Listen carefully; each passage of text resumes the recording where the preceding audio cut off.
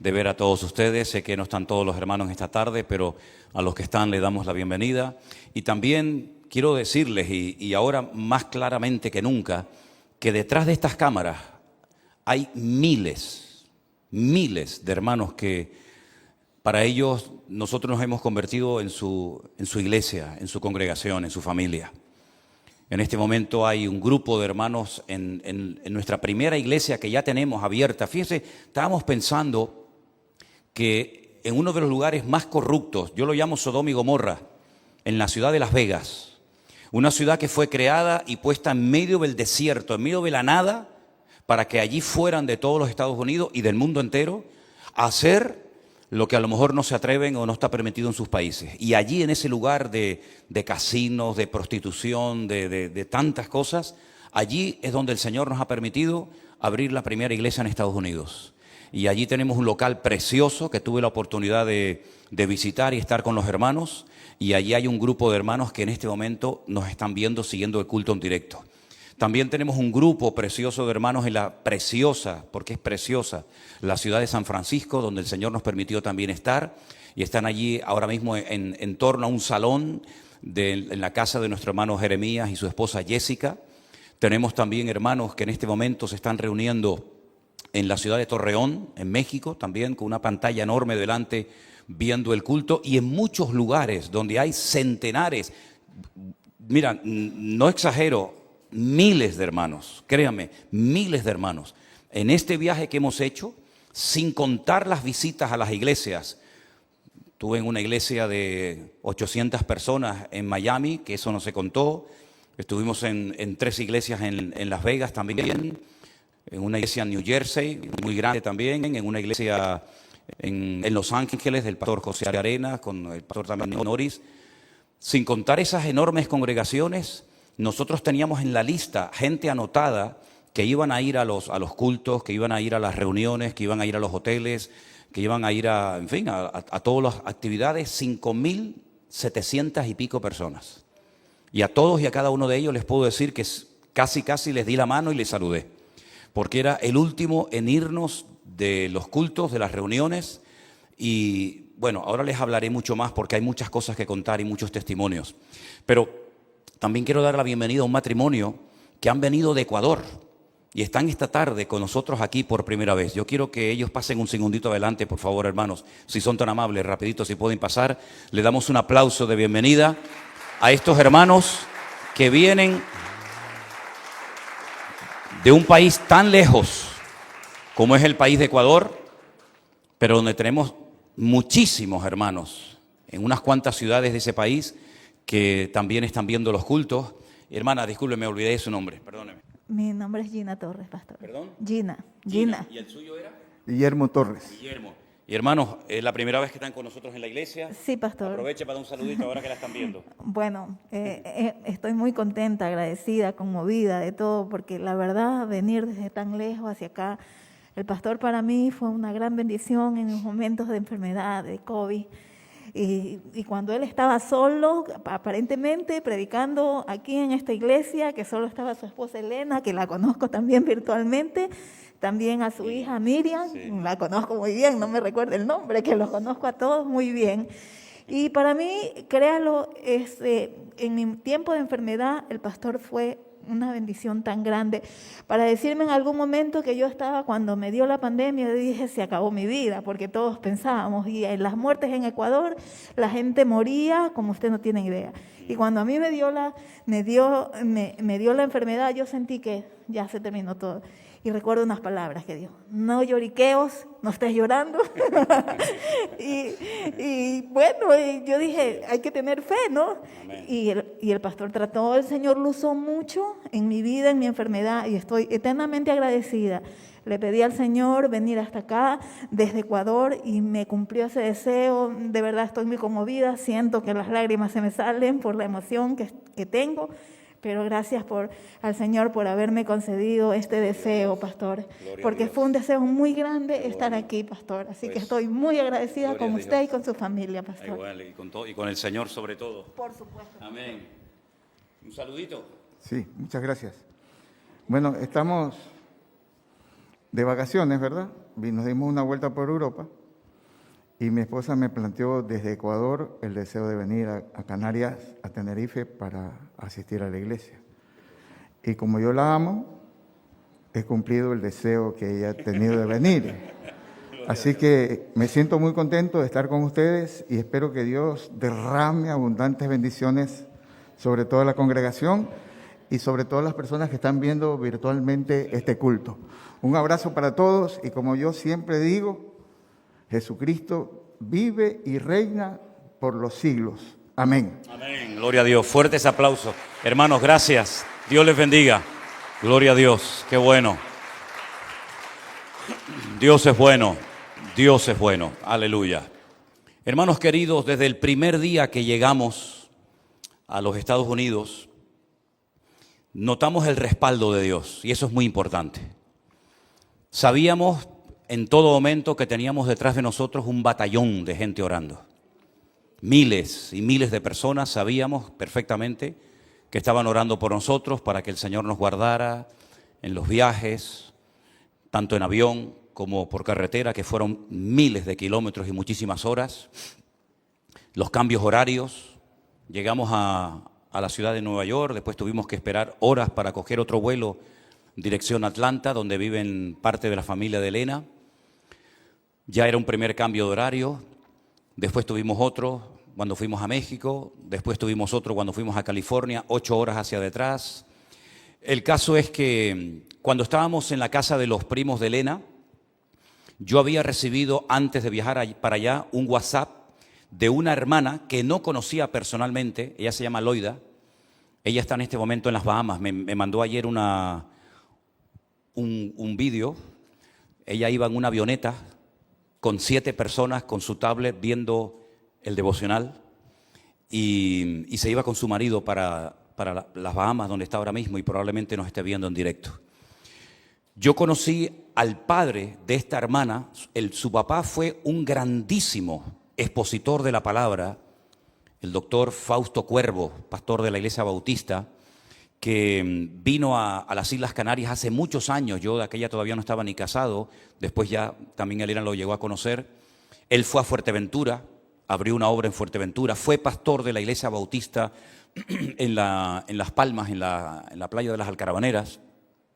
Y este hermano en aquellos años, ¿tú lo conociste, Cristóbal Rosa, el pastor Fausto Cuervo? Él iba a la iglesia de Galileo de vez en cuando a compartir la palabra. Ok, entonces, digamos que la especialidad de este hermano era la escatología. A mí me prendió, a mí me encantó cuando este hermano explicaba el libro de Apocalipsis, el libro de Daniel. ¿Los niños tienen que pasar a las clases? Sí, perdón. Sí, disculpe. Es que tenemos niños tan buenos que ni se mueven. Entonces ni me daba cuenta que no habían salido, perdone. Entonces esta hermana tenía mucha ilusión de conocernos personalmente porque ella vio que yo también he dado clases de escatología, se publicó un libro, etcétera, etcétera. Y entonces vino a visitarnos con su marido a la casa de uno de los primos hermanos de Elena. Cuando llegaron, resulta que su marido había estudiado en el mismo instituto del primo hermano de Elena. Y allí se reencontraron. Nos trajo una preciosa ofrenda, fue un detalle para nosotros tremendo porque no esperábamos nada. Pero sobre todo me trajo una caja y me dijo, hermano, esta caja nosotros la hemos guardado durante años. Ya el pastor Fausto Cuervo murió, está en la presencia del Señor. Y esta caja para nosotros tiene un valor incalculable porque son todos los estudios de escatología y otros temas que mi padre dio. Y te lo queremos regalar a ti. Mira, cuando ella puso en mis manos aquella caja con todos los sermones, todos los bosquejos, todos los datos de aquellas predicaciones que él daba cuando estaba por aquí, por Canarias y por otras partes del mundo, la verdad que fue para mí algo muy emocionante. Tal vez para algunos de ustedes no represente eso nada, pero para mí que la herencia espiritual por escrito de aquel gran siervo de Dios como fue el pastor y misionero Fausto Cuervo me lo regalaran, para mí fue un valor realmente incalculable. Y ya mereció la pena el haber estado allí con ellos. tuvimos no solamente con los primos hermanos de Elena, sino que además pudimos visitar al único tío que queda con vida, el hermano de mi suegro, el pastor David, el pastor David, que también fue pastor bautista toda la vida, ya tiene 91 años, ya está jubilado, y es una enciclopedia hablar con este hombre. Cómo tuvo que huir de España, cómo se fue a Cuba, cómo desde Cuba lo sustentó la Convención Bautista y abrió obras en el norte de España, en el sur de España. Curiosamente, abrió una iglesia en el sur de España, en una ciudad llamada Cádiz, donde años más tarde Elena fue a pasar unos días de vacaciones y donde años más tarde yo también pasaba por allí y allí fue donde nos conocimos. Tremendo. Y fue una gran bendición poder estar con ellos. Tuvimos 3 o 4 días, tienen una casa preciosa en medio del bosque, pasan ciervos por la casa, porque allí quiero decirle que los americanos tienen todo, tienen cocodrilos, tienen venados, tienen tiburones, tienen osos blancos, osos grises, osos negros, osos amarillos, tienen de todo los americanos. Y por allí pasaban los ciervos y nos decían, cuidado que de vez en cuando también pasan los chacales y no sé qué cosa. Yo digo, madre mía, ¿verdad? No me extraña que esté todo el mundo armado en este país, ¿no? De ahí bajamos a la ciudad de Orlando. En Orlando, en unas instalaciones de la policía, me llamó mucho la atención. Estuvimos allí celebrando una serie de reuniones, los hermanos comían y ya a la hora del postre, pues yo pasaba, daba una predicación, un mensaje, y fue un tiempo muy lindo. Sobre todo en este tiempo lo que vimos es la cantidad de miles y de miles de personas que nos han estado viendo a nosotros durante los tiempos del confinamiento, incluso algunos de ellos antes, que nosotros no conocíamos personalmente. Y fue una maravilla el poder estrechar tantas manos, tantos abrazos. Nunca en mi vida, en mi ministerio, había visto colas en las puertas de las iglesias, la policía controlando el tráfico, centenares y centenares de personas durante horas de pie. Hermanos, saludé a un matrimonio con su mamá, con su suegra, que me dijeron, pastor, venimos para visitarle a un culto, un domingo a la tarde. Y le digo, ¿ustedes de dónde vienen? Estábamos en Los Ángeles, en el extremo oeste de los Estados Unidos. Y me dicen, venimos desde Michigan. Hemos estado 3 días conduciendo para venir a este culto. Y cuando termine hoy el culto, volveremos a nuestra casa otros 3 días conduciendo. 6 días conduciendo, por supuesto parando por el camino, para ir solamente a un culto. Nosotros no estuvimos, lógicamente, en todo el país, pero hermanos de Utah, hermanos de Texas, hermanos de otros lugares, viajaban horas y horas, en algunos casos 12 horas, 15 horas, 20 horas, para poder ir a un culto y simplemente darte la mano y decirte gracias, porque el Señor, a través de lo que ustedes han hecho, nos hemos convertido, nos hemos reconciliado con el Señor, se han restaurado matrimonios, se han restaurado vidas. Hermanos que conocimos a una hermana que nos dijo 30 años dejó de congregarse. Había conocido gente de 20, pero nunca había conocido a una persona que llevara 30 años sin congregarse. Y la conocimos allí, en México. Decirles que prácticamente en todos los cultos, cuando hacíamos un llamado para que las almas nuevas recibieran al Señor, no hubo prácticamente ni un solo culto donde docenas de personas, y todo esto está grabado y fotografiado. No sé cuántos de ustedes estuvieron viendo los vídeos que subíamos. Armando hizo un trabajo excelente, porque después él se tenía que quedar de madrugada. A veces la señal de internet era malísima.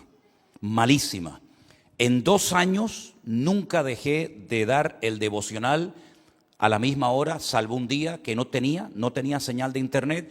Lo hice y no sé ni qué hora era, hermano. No sé ni qué hora era, porque llega un momento que ya no sabes si es de día, si es de noche, si es de madrugada, aunque llevaba varios relojes, pero fue la única vez, porque a veces la señal para subir cosas al canal era malísima.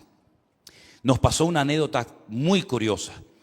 Nos llevaron a un valle, que es el Valle de Napa, en California, donde siembran todas las viñas y todo esto. Y estando allí conocimos a un matrimonio que son íntimos amigos de Toño y de Ángeles, que estaban de vacaciones o viven allí, viven en los Estados Unidos, y cuando vimos ellos y nosotros que hablábamos con el acento de las Islas Canarias, bueno, me hice fotografías con ellos. Mira lo grande que es los Estados Unidos, y justamente nos encontramos allí con un matrimonio que son íntimos amigos de ellos, y bueno, fue realmente impactante. Eso fue por la mañana. Por la noche nos invitan a comer a un restaurante. Mientras estábamos comiendo, se me acerca un chico, un camarero, un chico de Guatemala, y me pregunta: ¿ustedes de dónde son? Y les dije: somos de España. ¿De qué parte de España? Venimos de las Islas Canarias. Y se fue. Al rato vuelve y me dice: oye, una cosa, ¿me podrías explicar cómo es Galacia? Y claro, me vino Galacia de la Biblia. Digo, Galacia. Digo, ¿será Galicia? Dice, eso, Galicia. Y le digo, ¿y cómo tú me preguntas a mí de Galicia? Dice, porque he leído un libro que me ha traído tanta bendición a mi vida, se llama Corazón Inquebrantable. Es un libro cristiano que habla acerca de distintas enfermedades espirituales del corazón. La envidia, los celos, en fin, todas estas cosas, ¿no? Como dice la Biblia, sobre toda cosa guardada, guarda tu corazón, porque de él fluye la vida. Y lo escribió un autor gallego, y le digo, ¿y cómo se llama? Me dice, se llama Jaime. Y entonces Elena salta y le dice, ¿no será cómo es? ¿No será Jaime Fernández? Y dice, ese. Resulta que Jaime Fernández es primo segundo de Elena. Y le digo, qué pequeño es el mundo. Por la mañana nos encontramos un matrimonio de Tenerife viviendo en Estados Unidos que conocen a Toño y a Ángeles. Por la tarde este muchacho que nos dice que su abuelo fundó 8 iglesias en Guatemala. El chico estaba súper agradecido. Él dijo que era cristiano. No recuerdo exactamente cuál era su nombre, pero ahí no termina la historia. Cuando terminamos de cenar, yo lo estoy buscando en el restaurante para despedirme de él, pero no lo encontré. Entonces ya salí a la calle, y cuando voy caminando por la calle, viene corriendo detrás de nosotros y nos llama. Y nos dice, pastor. Y me trae su chaqueta, la chaqueta de él, que usa cuando sale del trabajo, me la trae así envuelta y me dice, pastor, esto es un regalo para usted. Y le digo, no, hombre, ¿cómo me vas a dar tu chaqueta? No puede ser. Sí, yo. Dice, y dentro hay un regalo para Jaime Fernández, que escribió el libro. Bueno, la cuestión está en que nos impactó muchísimo que 2 cosas tremendas nos ocurrieran el mismo día, y la verdad es que yo digo, Dios mío, es impresionante cómo el Señor tiene todo bajo control y cómo el Señor ha estado haciendo una obra maravillosa en miles de corazones. Hay varias cosas que yo quisiera destacar de lo que he visto en este tiempo en esta gente. Primero, la gratitud tan grande que la gente expresa. La gente se te abraza con lágrimas llorando. Gracias por la palabra. Gracias gracias a los devocionales, al pastor online, a lo que se hacía en aquellos días, yo me convertí, yo me reconcilié con el Señor. Una joven le dice a su madre, te voy a llevar a una fiesta, y la montó en el coche creyendo que iba a una fiesta de compañeras del trabajo, pero la madre no sabía que a donde la iba a llevar era a un hotel, a un restaurante, al restaurante de un hotel, donde nosotros estábamos teniendo una cena y posteriormente un culto. Cuando esa mujer, es así la mujer, chiquitita, de Guatemala, cuando esa señora nos vio, era con un gozo tan grande, llorando, nos abrazaba. Bueno, me dio un par de pellizcones, creo que me dio un par de pellizcones por acá atrás también. La mujer súper agradecida, Señor, gracias, yo nunca en mi vida pensé todo esto. La verdad es que yo creo que una de las cosas que a mí más me ha impactado este viaje es ver lo agradecida que está la gente con el Señor. Porque la obra nosotros no la hemos hecho. Yo le decía a la gente, nosotros no hemos hecho absolutamente nada. Lo que yo he estado haciendo en los días del confinamiento cuando vivíamos aquí en la iglesia es lo que llevo haciendo durante 41 años de mi vida, ni más ni menos. Con la diferencia de que en vez de predicar a un grupo de gente, le prediqué a sillas vacías. Yo pensaba en aquellos momentos, y me equivoqué, que le predicaba a sillas vacías. Pero el Señor estaba tomando aquellos sencillos cultos y mensajes para tocar miles de corazones. Porque me he quedado sorprendido la cantidad de iglesias que se cerraron y nunca más se volvieron a abrir. Iglesias que se cerraron, después no se volvieron a abrir. Me he quedado sorprendido la cantidad de pastores que han muerto. Muchísimos pastores murieron y como no había relevo, no había nadie que ocupara el lugar de los pastores, las iglesias se cerraron. Concretamente en California, en Los Ángeles, un matrimonio que viajó con nosotros este año en febrero a Israel, nos dijo que su iglesia la cerraron, no emitieron absolutamente nada durante los días del confinamiento, no hubo ningún grupo de WhatsApp como el que nosotros teníamos, no sé cuántos se acuerdan, no hubo absolutamente ningún contacto. Cuando terminó la pandemia, el pastor comunicó que se cerraba la iglesia. Y le dije, ¿y qué pasó con la gente? Dice, bueno, unos se fueron por aquí, otros se fueron por allá. Le digo, ¿y cuánta gente tenía la iglesia? Dice, 2.000 personas. Dije, ¿pero cómo pueden cerrar una iglesia de 2.000 personas? Dice, es que el pastor dijo que no había dinero para poder pagar los gastos que tenía la obra. Y ahí me di cuenta lo fiel que fue el Señor con nosotros en aquel tiempo. Antes del confinamiento nosotros llegamos a deber hasta 3 meses de alquiler.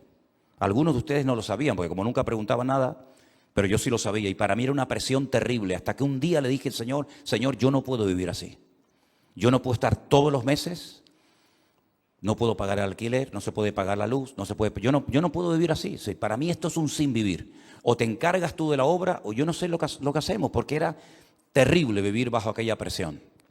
Pero la generosidad de la gente ha sido tan espectacular que nunca más, repito, desde marzo del 2020 hasta hoy, hemos tenido otra vez problemas para pagar los alquileres. Es más, el Señor nos ha bendecido para poder ayudar a otros hermanos, a otras iglesias, a familias, a pastores, a locales, y el Señor nos demostró que Él cuida de su obra.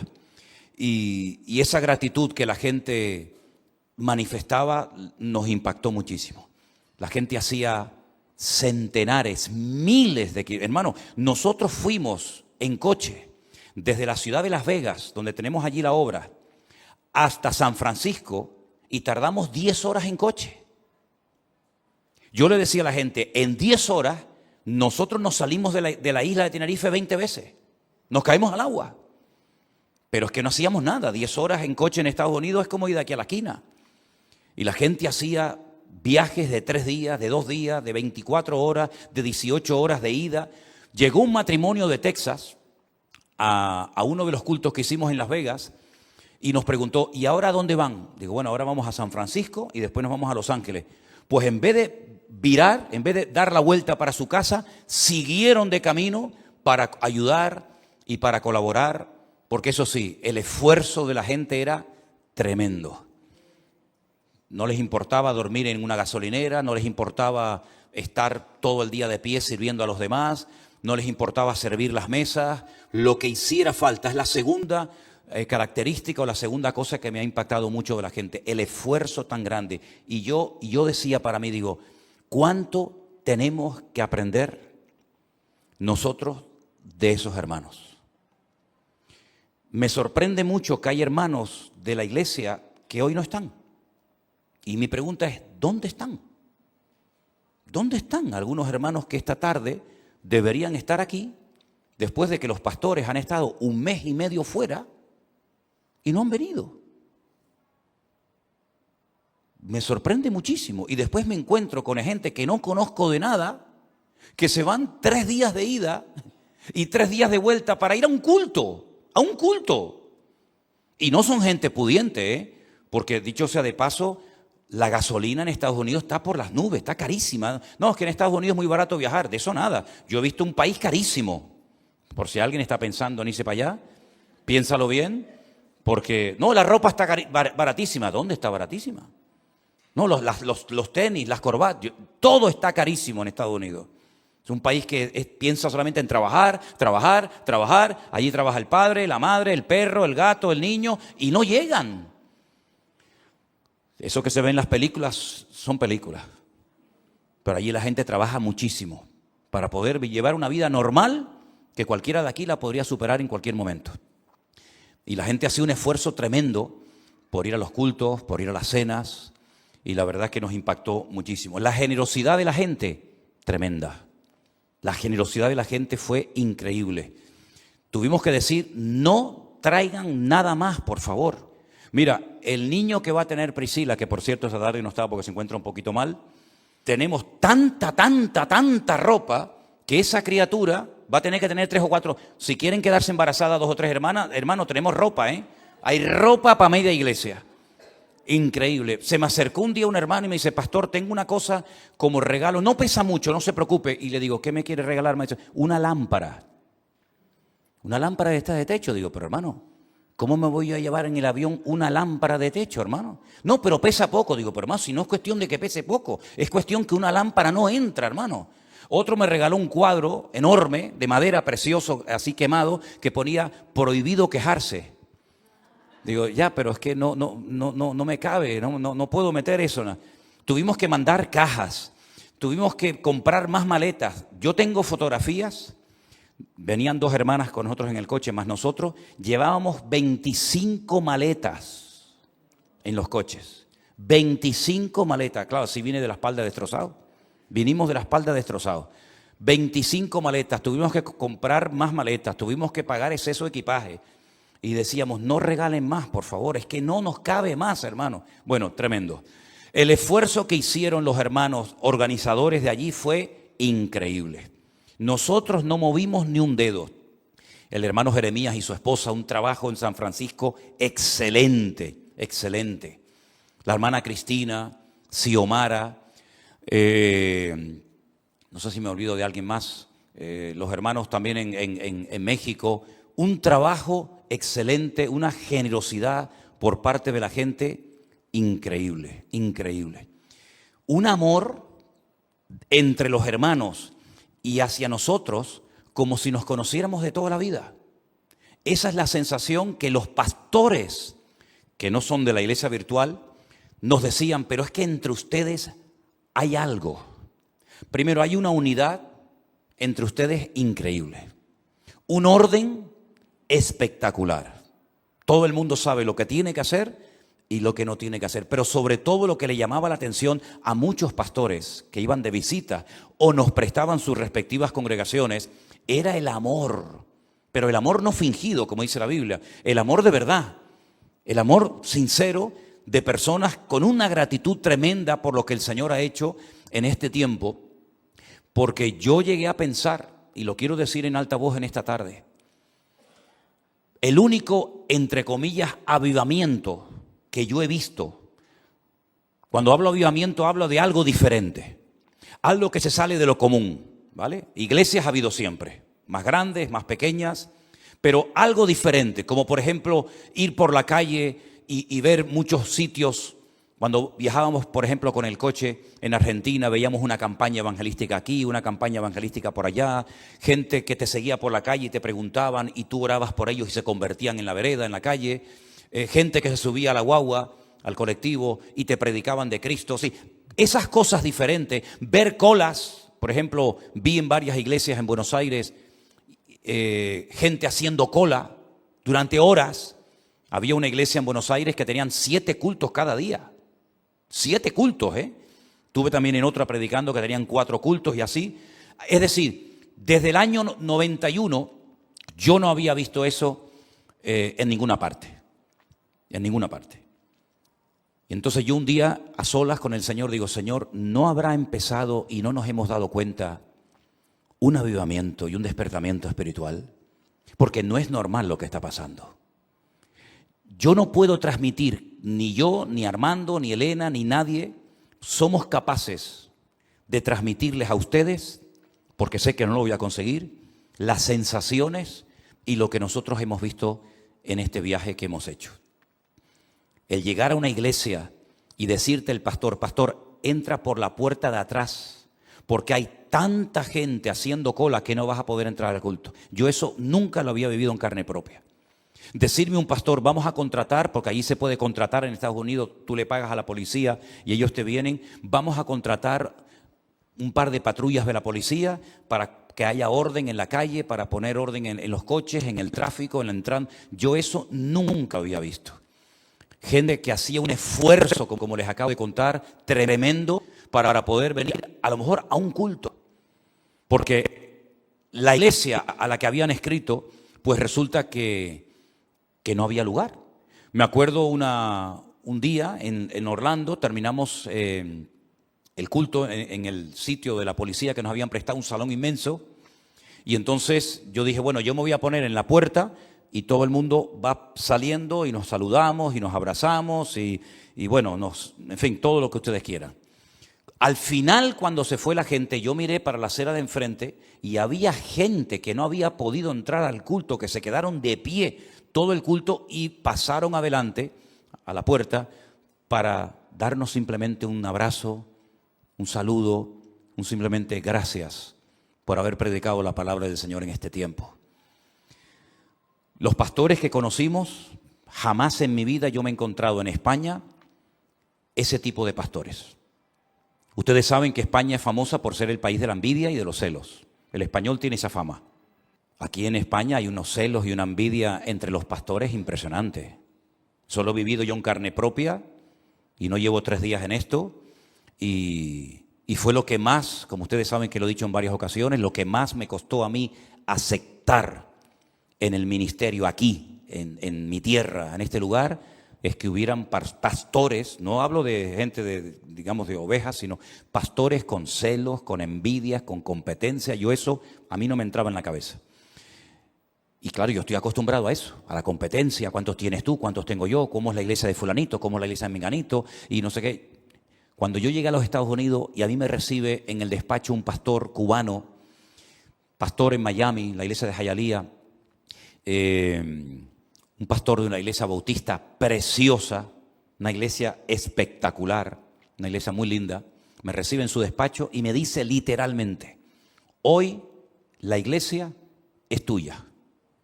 Hagan lo que quieran, recojan la ofrenda, canten lo que quieran. Solamente te voy a pedir que ellos tienen un coro muy bonito, que se pone en la parte de atrás de la plataforma con esas batas, ¿verdad? Solamente le hemos pedido al coro que vengan hoy, no van a venir todos porque es día entre semana, creo que era un miércoles o un jueves. Ellos van a cantar un par de canciones y luego todos ustedes adelante. En esa iglesia caben sentadas 600 personas, pero ese día hubo 800 y pico personas porque pusieron más sillas y después abrieron la puerta para que más gente pudiera entrar. Un pastor con una iglesia que esta iglesia sería una sala de la escuela dominical de ellos, con un aparcamiento para cientos de coches, que nos abra la iglesia de par en par, que se ponga 100% a nuestra disposición. Yo eso, personalmente, nunca, jamás lo había visto. Pero no solamente me pasó con ese pastor, sino que cuando llegamos a la iglesia del pastor José Arenas en Los Ángeles, ellos hace años compraron un templo impresionante que es toda una manzana y hay 4 iglesias, aquello es tan grande que hay 4 iglesias diferentes que se congregan en 4 salones distintos. Tienen hasta campanario y todo, porque era una iglesia de los presbiterianos.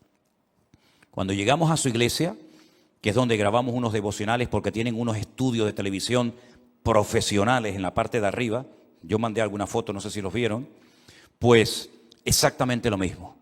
Pastor, estamos a vuestra disposición, la iglesia es tuya, yo aquí no opino nada, yo no mando nada. Un hombre con una capacidad de una infraestructura. Yo decía, Armando y yo cuando caminábamos por aquellos pasillos y veíamos aquellos salones, decíamos, ¿cómo nos gustaría a nosotros? Pero entré a un salón donde nos dijeron, pongan todas las maletas aquí. Y cuando yo entré a un salón, Vanessa, Irly, era una sala como de las columnas estas hacia el fondo, con unas murallas de Jericó enormes, con unos murales. Yo decía, ¿cómo me gustaría tener para los niños en Tenerife una cosa así? Es que aquello era un parque de atracciones para los chiquillos temático, algo bíblico, algo increíble. Pues este hombre, este hermano, puso la iglesia a nuestra disposición, nos dieron de comer allí, nos atendían de maravilla, una hermana pegada a nosotros para lo que necesitáramos, que si agua, que si café, que si esto, algo impresionante. En Las Vegas estuvimos en 2 congregaciones, porque cuando organizamos el viaje no teníamos salón de culto, por eso pedimos 2 iglesias prestadas.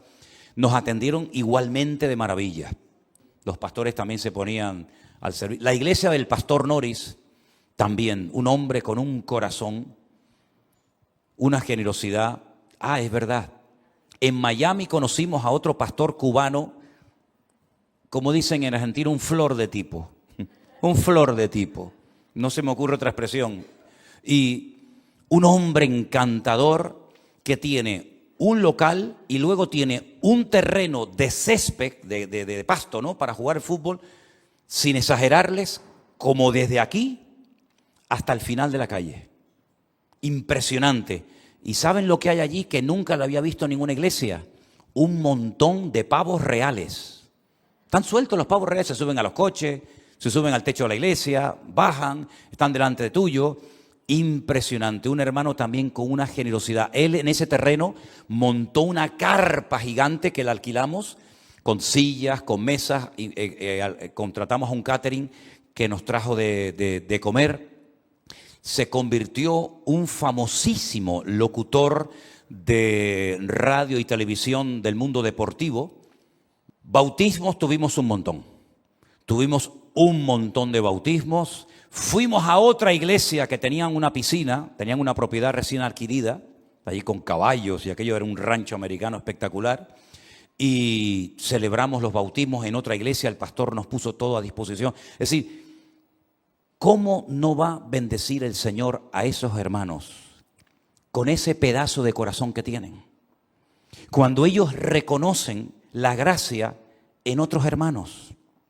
Aquí siempre estamos, ¿verdad?, como en guardia. Siempre estamos, ¿verdad?, buscando, bueno, sí, pero, predica bien, pero sí. Aquí siempre estamos con eso. Siempre estamos con eso aquí en España. Incluso hermanos que vienen de otros países como de Ecuador, Venezuela, Cuba, Argentina, etcétera. Yo no sé, a veces les atrapa ese espíritu crítico español, donde a veces no valoramos lo que Dios nos ha dado. Nosotros jamás esperamos nada de nadie. Estamos acostumbrados a no depender ni esperar nada de nadie. Pero yo creo que el día que nosotros no estemos al frente de esta iglesia, yo voy a enseñar un montón de cosas que yo hoy por hoy no las puedo enseñar, porque parece que las estoy enseñando para que nos las hagan a nosotros. Y eso no está bien. Pero el día que haya otro pastor en esta iglesia, yo voy a enseñar un montón de cosas que nunca me he atrevido a predicar en 21 años, porque, repito, no quiero que piensen que las estamos diciendo ahora porque esperamos esto. No estoy esperando nada. Pero yo creo que hay muchas cosas en las que deberíamos de aprender de los demás. Los hermanos latinos tienen un corazón que yo no lo he visto en los corazones de los hermanos de este país.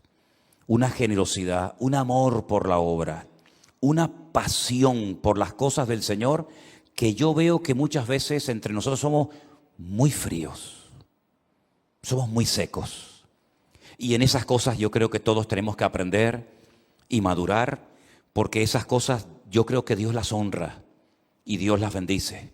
Y yo creo que son bíblicas, ¿verdad?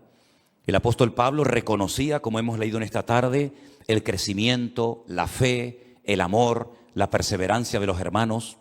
Aquí como que somos cristianos, pero aparte de ser cristiano, yo tengo mis negocios, mi vida particular, mis cosas personales, y a veces, no digo por los que están aquí presentes, pero he tenido la sensación a veces de conocer a creyentes en esta y en otras iglesias que van a la iglesia como cuando antes, ¿se acuerdan? Íbamos a misa.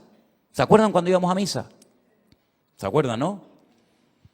Íbamos, cumplíamos y ya nos íbamos. Y yo creo que el Señor nos está pidiendo más a nosotros. Ustedes no son conscientes, y repito, yo confieso mi impotencia total y absoluta de poder transmitir esto a la iglesia, porque lo he intentado y he visto que no he podido y no voy a poder hacerlo. Ustedes no son conscientes de la bendición tan grande que muchos hermanos han recibido de esta pequeña congregación, de esta pequeña isla. Ustedes nunca serán conscientes. ¿Qué más quisiera yo poder decir, hermano, vamos a coger un par de aviones y vénganse conmigo solamente a mirar no hagan nada, solamente a mirar, solamente a ver y a disfrutar de lo que el Señor ha estado haciendo en silencio, llevándose Él única y exclusivamente la gloria y la honra, porque algo que hemos conseguido para la gloria del Señor, la iglesia virtual, es que hemos sido capaces, y el Señor ha hecho esa obra, de sentar en un mismo salón a pastores que no se hablaban ni se conocían entre sí, a hermanos de un trasfondo bautista, que nunca a lo mejor se sentarían con hermanos de un trasfondo ultrapentecostal. Y hemos visto en salones centenares de personas de diferentes congregaciones, de diferentes trasfondos, de diferentes culturas y países, todos juntos, alabando y glorificando al Señor. Y eso es un milagro, y eso es algo que impacta a la gente de congregaciones que no está acostumbrada a trabajar fuera de las puertas de la iglesia. Porque ustedes son conscientes, me imagino, y es evidente que nuestra vida, desde marzo del 2020 a la hora, ha cambiado completamente. Nosotros nunca más volveremos a ser los mismos en ese sentido que fuimos antes de la pandemia. ¿Por qué? Porque ahora tenemos a centenares y a miles de hermanos que nos siguen, que se han convertido al Señor.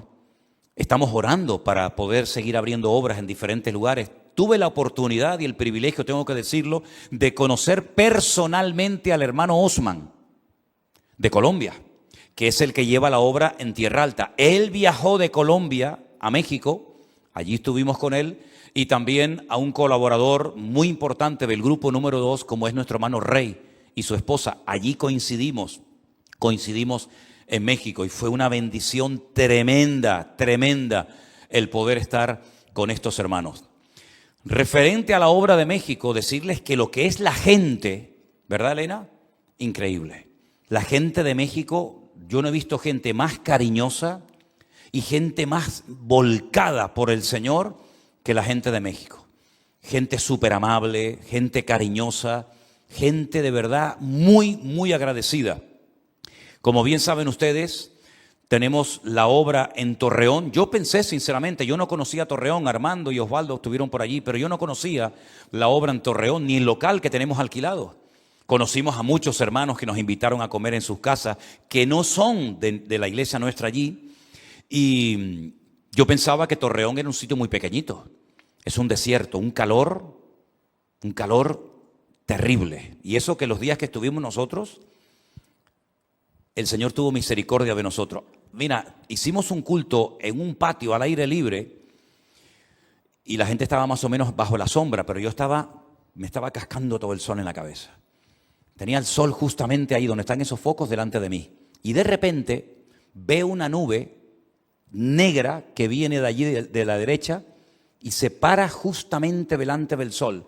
Y yo pensé, digo, va a llover. Qué lástima que nos va a suspender el culto la lluvia. Pero no, había habido un incendio muy lejos de ese lugar y el viento había traído una nube y se detuvo ahí, hizo como una sombra, como un paraguas. Fue una bendición tremenda el poder predicar bajo la sombrita. Después tuvimos ahí los bautismos. La ciudad de Torreón es enorme, es muy llana, muy plana, pero es una ciudad grandísima. Allí estuvimos en un hotel y del hotel nos íbamos hasta los cultos todos los días. De verdad, extraordinario. En cuanto a la obra de Chalco, nos tuvimos que desvincular. Desde nuestro punto de vista, les deseamos lo mejor, pero no nos sentíamos que teníamos que seguir respaldando porque no estábamos de acuerdo con muchas de las cosas que se estaban haciendo en ese lugar, y sin entrar en demasiados detalles, nosotros nos desvinculamos. Ya tienen toda la infraestructura para seguir adelante. Estamos en lo que es Torreón, y en Ciudad de México tenemos centenares de hermanos que están deseando alquilar un local y empezar una obra. Puedo hablar de 200, 300 personas perfectamente en Ciudad de México que mañana, pero nos hace falta un hombre. A lo mejor está aquí. Nos hace falta una pareja. Nosotros los apoyamos en todo lo que necesiten para ir a México un año y levantar la obra en el Distrito Federal. Si tuviéramos ahora mismo ese obrero, mañana habríamos una iglesia en México. Pero lamentablemente tenemos a la gente, tenemos los recursos, pero no tenemos al obrero. Entonces, una petición de oración que les pongo, más bien se la recuerdo, porque ya lo he dicho muchas veces, necesitamos urgentemente. Yo sé que digo esto por las redes sociales y mañana voy a tener 300 mensajes de gente que me va a escribir de todo el mundo. No podemos poner a gente desconocida, a gente que no ha sido probada, a gente que no conocemos de nada, porque, dicho sea de paso, cuando entrábamos a una iglesia o entrábamos a un restaurante o íbamos por cualquier parte, no se pueden ustedes imaginar la cantidad de gente que se me acercaba y me decía: pastor, quiero cobertura espiritual, pastor, yo quiero ponerme bajo su ministerio, pastor, yo quiero que me apoye. Así de gente. Pero mucha gente que, ya digo, no conocemos absolutamente de nada, gente que no ha sido probada, gente que no sabemos de dónde vienen ni a dónde van, y por lo tanto poner a una persona desconocida al frente de una obra, pues como que no es una buena opción. Preferimos esperar, preferimos orar y que el Señor levante a la persona cuando llegue el momento. Pero sí les pido, por favor, que estén orando para que el Señor levante obreros urgente, porque los necesitamos. Una noche estábamos en esa carpa que el pastor puso al aire libre, allí en ese césped enorme, y Elena se me acercó y me dice: tienes que venir inmediatamente. Yo estaba saludando a un montón de gente, pues se ponían así en cola uno detrás de otro. Tienes que venir urgentemente a saludar a una hermana, una mujer ya mayor, avanzada en edad, recién salida del hospital, todavía con todo encima y con muchas cosas. Le habían quitado un pecho, tenía cáncer, y ella salió del hospital y ella dice que se enteró que estábamos allí y se vino del hospital, ya se había notado, vino del hospital directamente a estar allí en la reunión con nosotros durante esa noche. Me impactó muchísimo una señora mayor, como otras tantas mujeres, pero esta sobre todo recién operada de haberle quitado un pecho por cuestión de cáncer, que hiciera este esfuerzo tremendo por estar con nosotros esa noche en esa reunión. Hermanos queridos, para mí lo más gratificante de todo esto han sido la cantidad de almas que se han convertido a Cristo en este tiempo. Eso es lo más importante de todos. Algunos se congregarán en algunas iglesias cercanas a su casa, otros se incorporarán a lo que es la iglesia virtual, porque no tienen iglesia, no tienen lugar donde congregarse, y todo está puesto en las manos del Señor. Pero yo creo, y lo dije hace algún tiempo, no sé si lo recuerdan, yo creo que por lo menos de momento, y solamente Dios sabe hasta cuándo, yo espero que sea hasta su venida, de momento el Señor ha dicho: ahora es el momento. Ahora, queridos hermanos, tenemos puertas abiertas en medio mundo. Miren el caso de estos hermanos. ¿Tú irías de Tenerife a Ecuador a visitar una iglesia que has visto en internet? Probablemente no. Probablemente ni se te pasaría por la cabeza decir: voy a coger un avión. ¿Cuánto tiempo estuvieron viajando, hermanos? Sí, pero tuvieron que viajar de Ecuador a la península. Ok. Y después de Europa tuvieron que venir aquí. Sí. Desde Italia vinieron hasta aquí. Ok.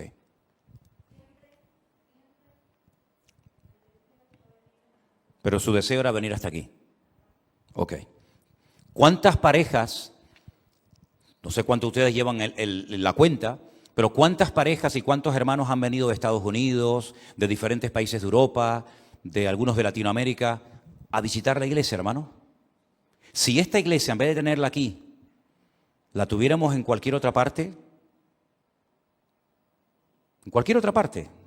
de los Estados Unidos, de la península o de cualquier otra parte del mundo, esta iglesia tendría en este momento centenares o miles de personas, se lo puedo asegurar.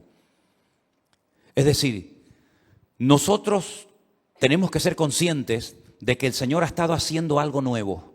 No el mensaje es el mismo. Ustedes escuchan las predicaciones mías hace 15 años, que están ahí en internet, hay ya más de 1000 y pico, y escuchan las predicaciones mías ahora, y más o menos yo he tenido más o menos siempre la misma línea. Cuando muchos hermanos en este viaje yo les preguntaba: ¿cómo nos conocieron? cómo entraron en contacto con nosotros, una isla ahí perdida, que muchos hasta el otro día ni siquiera sabían. Algunos me decían, no, eso está por ahí, por Hawái, ¿no? Por el sur de África. Digo, no, hermanos, céntrese. Islas Canarias, 7 puntitos ahí al lado de África.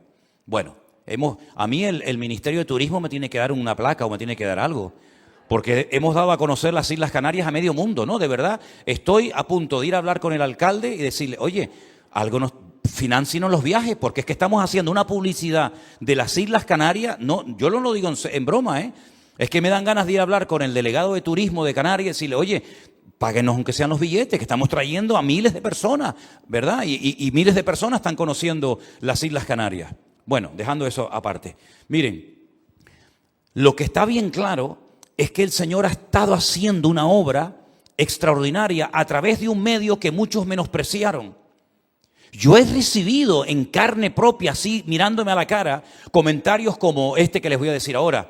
Bueno, iglesia virtual. Tontería esto de la iglesia virtual. Y yo callado.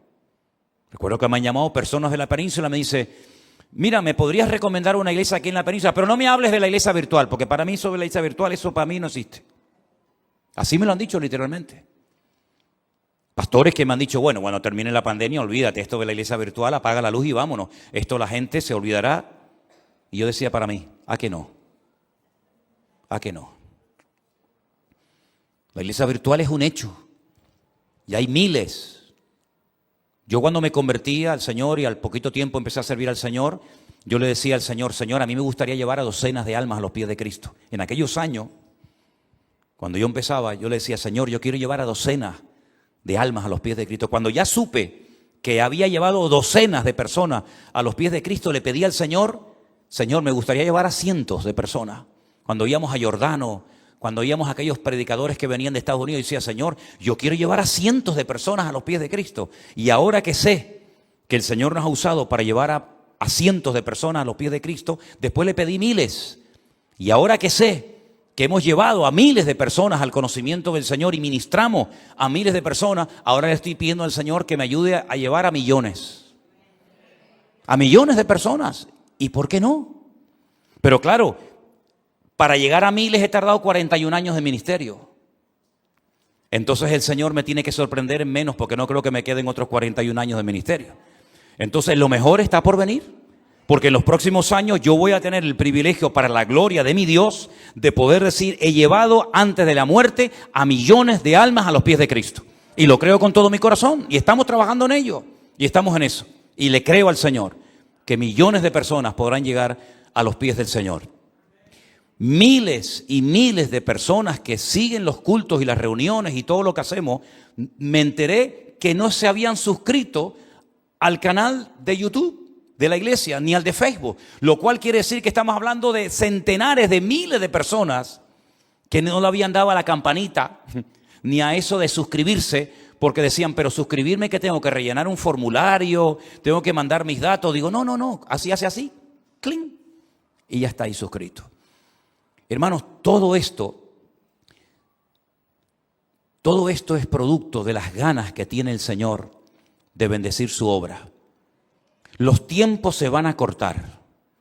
De aquí a fin de año, escuchen bien lo que les estoy diciendo ahora, porque yo prediqué un mensaje aquí hace 7 años que lo titulé El Nuevo Orden Mundial, a través del cual muchas personas entraron en contacto con el Señor y con nuestro ministerio.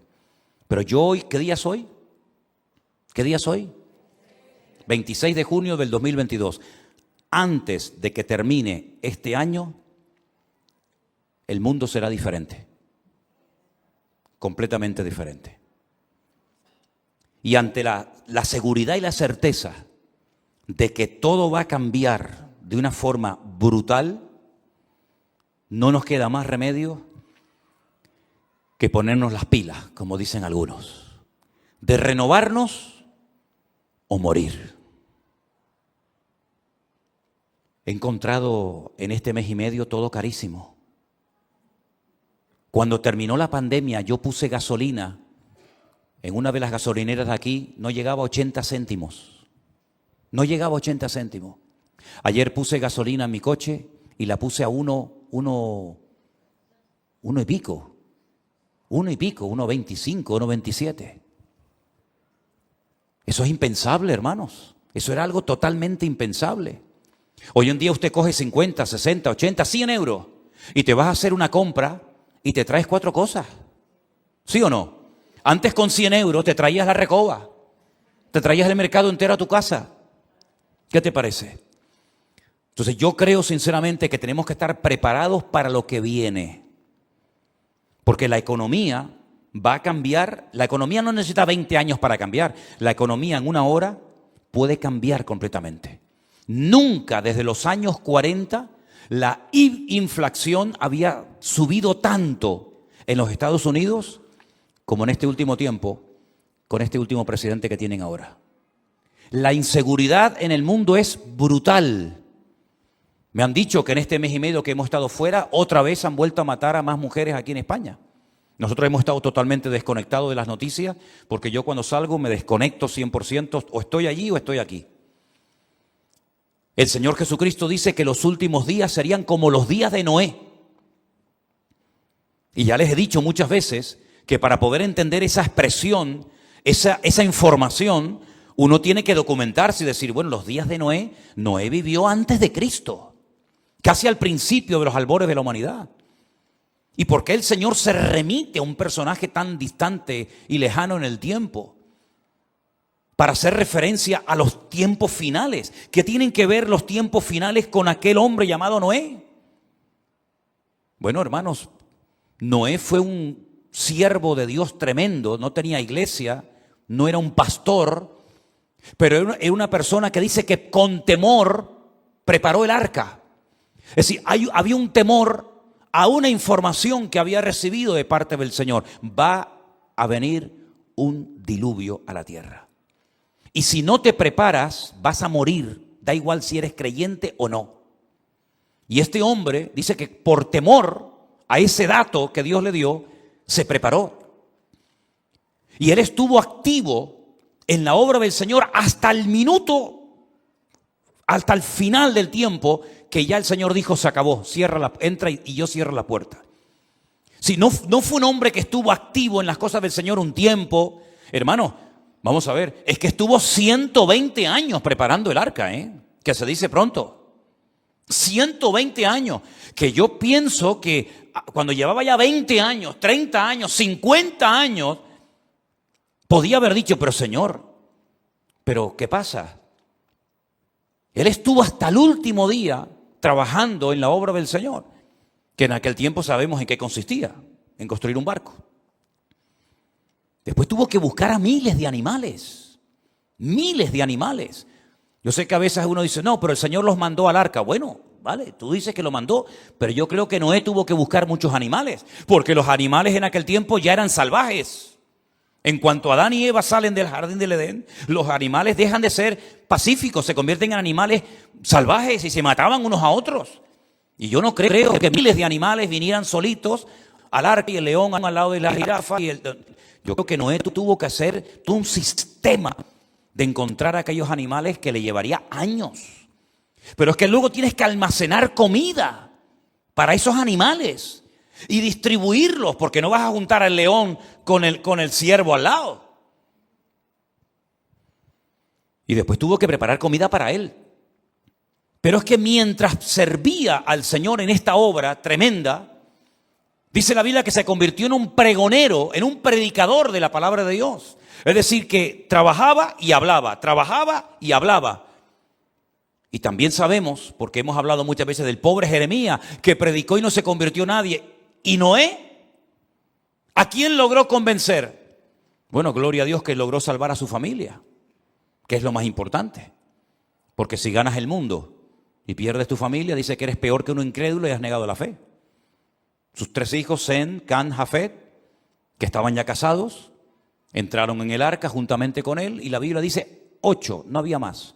No había más población mundial, había miles y miles y miles de personas. Y ninguno se convirtió. Ninguno dijo, oye, ¿y si es verdad? Vamos a entrar en el arca por si acaso. Y si no es verdad, salimos. Total, si no hay agua, pues puedo salir cuando quiera. Es que ni uno, hermanos. Piensen en todos los que les estoy diciendo, porque el Señor dice, como los días de Noé. ¿Trabajar sin ver resultados?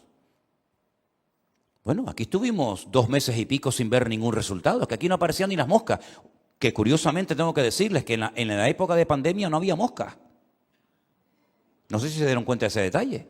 No había moscas en el tiempo de la pandemia. Trabajando por fe, esperando, no saben qué. Con las manos llenas de callos. Probablemente más de uno se habrá reído y burlado de Noé. Pero dice la Biblia también un detalle muy significativo. La violencia terrible que había en las calles, en el mundo, en los días de Noé. Y un dato muy importante. La promiscuidad sexual a la máxima potencia. Hasta el punto que los demonios humanados, los demonios encarnados, se atrevieron a juntarse con las mujeres. Y a las mujeres como que le iba aquello, porque era algo nuevo, era algo novedoso. Tener contacto con unas cosas, un engendro raro, no sé si es medio ángel, medio demonio, pero bueno, vamos a probar igual. Como hoy en día la gente ha perdido el miedo a probar cosas nuevas, cosas raras. ¿Se pueden ustedes imaginar la cantidad de gente que hay tiradas en las calles de Los Ángeles? Es impresionante. Montañas de jóvenes durmiendo en las calles, en las aceras. Me acerqué a un joven totalmente desnudo, en la puerta de una tienda de guitarras. Me acerqué a él, ahora eso sí, todo el mundo, Dios te bendiga, todo el mundo aparentemente sabe de Cristo, ex veteranos de guerra, gente mutilada, enganchados a la droga, hablando en las calles, pidiendo dinero en las calles como locos, drogas de estas nuevas que las envían para experimentar con la juventud. Unos se comen unos a otros, otros se creen que son animales. Todas las cosas más raras habidas y por haber, allí las vimos. Fuimos una mañana a una playa para ver cómo eran las playas de allí de California, y cuando llegamos en el jardín había 23 personas durmiendo en la calle con unas pintas, destrozados por las drogas, por el alcohol, hombres, mujeres. Fuimos una tarde, quiero decirle que fuimos con los hermanos de Las Vegas una tarde a un parque enorme, donde había como especie de un toldo muy grande, y allí le dimos de comer a los homeless. Es una obra que llevan haciendo nuestros hermanos en Las Vegas hace mucho tiempo.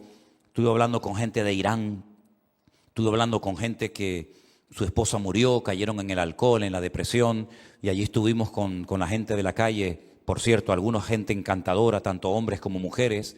Les dije a todos los que estaban allí, yo soy el pastor, me dejan que haga una oración y bendigamos los alimentos. Todos se quitaron la gorra, agacharon la cabeza, todos oraron. Tremendo, ¿no? Pero vi, pues eso, mucha gente hecha polvo por las drogas, mucha gente destruida por el alcohol. No puedes tocar la pita del coche en Estados Unidos porque te sale un tipo y te pega 2 tiros en la cabeza. Ya no, ni se te ocurra, ni se te ocurra tocarle la pita a uno, decirle, que estás atontado, sale y te pega 2 tiros en la cabeza. Después dice que fue en defensa propia. De hecho, una noche estábamos durmiendo y hubo un tiroteo donde estábamos durmiendo en Las Vegas. Oí tiros, pero como si fueran de aquí a allá, y cogí a Elena y la empujé y le dije, al suelo, silencio, no abras la boca. Porque la casa donde estábamos, cuando pasas muy cerca de la casa, se encienden unas luces, detectan presencia de personas y se encienden las luces. Y se encendieron 2 veces y le dije, el tipo está aquí afuera. La policía vino, acordonaron la zona, era uno que estaba robando, pero allí como está todo el mundo armado, los buenos y los malos están armados, yo creo que los malos más que los buenos, pues resulta que un vecino pues salió y tiroteó a la persona que estaba robando por allí el coche. Todas esas características que eran típicas de la sociedad de la época de Noé, las estamos viendo hoy en día.